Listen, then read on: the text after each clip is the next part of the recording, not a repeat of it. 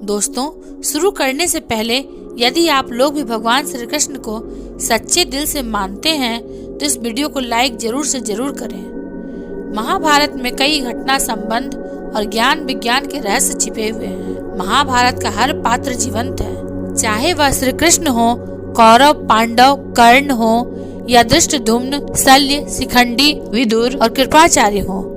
महाभारत सिर्फ योद्धाओं की गाथाओं तक सीमित नहीं है। महाभारत से जुड़े श्राप, वचन और आशीर्वाद में भी रहस्य छिपे हैं। महाभारत काल में एक से बढ़कर एक योद्धा हुए थे। क्या आप जानते हैं, महाभारत में सबसे पहला अन्याय द्रौपदी के साथ नहीं हुआ था, न ही पांडवों के साथ, बल्कि एक ऐसे बच्चे के साथ हुआ जिसका नाम तक उस समय किसी को पता नहीं था। आज की ये कहानी आपकी सोच बदल देगी। हस्तिनापुर का राजमहल, राजा शांतनु, महारानी सत्यवती और उनके पुत्र देवव्रत, जो आगे चलकर भीष्म पितामह कहलाए। भीष्म, जिन्होंने अपने जीवन में सबसे बड़ा त्याग किया। लेकिन क्या आप जानते हैं, भीष्म के वचन के कारण एक निर्दोष बालक को अपना पूरा जीवन अपमान और तिरस्कार में जीना पड़ा। राजा विचित्रवीर्य की मृत्यु के बाद हस्तिनापुर का वंश संकट में था। तब सत्यवती ने महर्षि वेदव्यास से निवेदन किया वंश चलाने के लिए। यही जन्म हुआ धृतराष्ट्र और पांडु का। लेकिन धृतराष्ट्र जन्म से अंधे, पांडु रोगग्रस्त, और फिर जन्म हुआ एक तीसरे बालक का, विदुर। विदुर जिनके पास नीति थी, धर्म था, ज्ञान था, लेकिन उनके जन्म पर ही समाज ने उन्हें नीचा मान लिया। क्यों? क्योंकि उनकी माता एक दासी थी। यही हुआ महाभारत का पहला अन्याय। विदुर को कहा गया, तुम राजकुमार नहीं हो, तुम सिंहासन के योग्य नहीं, जबकि सत्य ये था विदुर ही सबसे योग्य थे।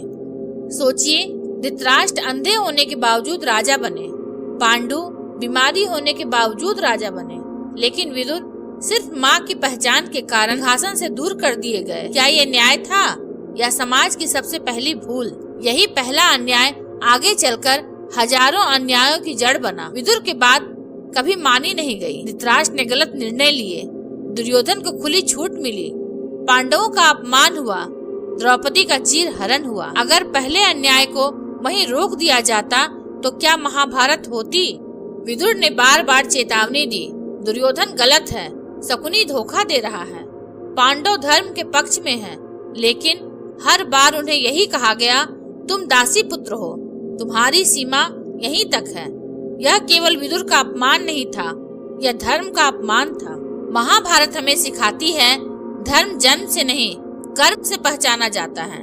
लेकिन हस्तिनापुर ने ठीक इसका उल्टा किया और यही कारण बना 18 दिनों के विनाश का। द्रौपदी का चीरहरण दिखता है, कर्ण का अपमान दिखता है, लेकिन जो अन्याय दिखता नहीं वही सबसे खतरनाक होता है। विदुर के साथ हुआ अन्याय धीरे धीरे पूरे राजवंश को अंधा करता गया। आज भी किसी को जाति से आंका जाता है, किसी को परिवार से, किसी को पैसों से। महाभारत चेतावनी देती है, अगर पहले अन्याय पर चुप रहे तो आखिरी अन्याय बहुत भयानक होगा। अगर उस दिन विदुर को उनका हक मिल गया होता तो शायद महाभारत सिर्फ एक कहानी होती, इतिहास नहीं। आप बताइए, क्या विदुर को हस्तिनापुर का राजा होना चाहिए था? कमेंट में जरूर लिखिए।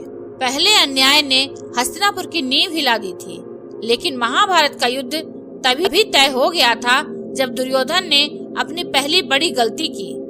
आज की कहानी गलती की नहीं, अहंकार की है। पिछले भाग में आपने देखा विदुर के साथ हुआ पहला अन्याय कैसे पूरे राजवंश को अंधा कर गया। अब सवाल ये है, उस अन्याय का सबसे बड़ा फायदा किसने उठाया? दुर्योधन धृतराष्ट्र का पुत्र था, लेकिन राजा नहीं। फिर भी उसे बचपन से यही सिखाया गया, सिंहासन तेरा है, तू ही असली उत्तराधिकारी है, पांडव बस मेहमान है।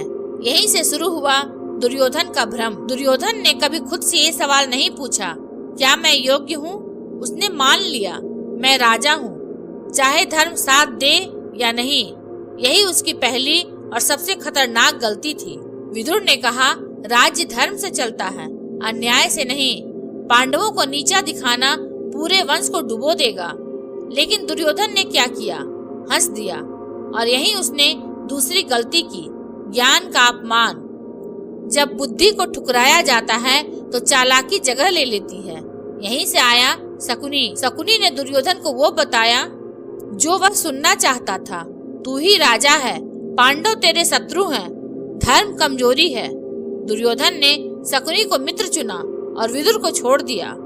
लोग समझते हैं जुआ सबसे बड़ा अपराध था, लेकिन सच ये है जुए का विचार ही दुर्योधन की पहली आपराधिक सोच थी। उसने सोचा बिना युद्ध बिना खून सब कुछ छीन लूं। यही सोच आगे चलकर चीरहरण तक पहुंची।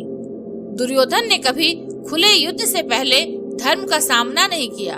उसने हमेशा छल चुना, सभा चुनी, कमजोर पल चुना।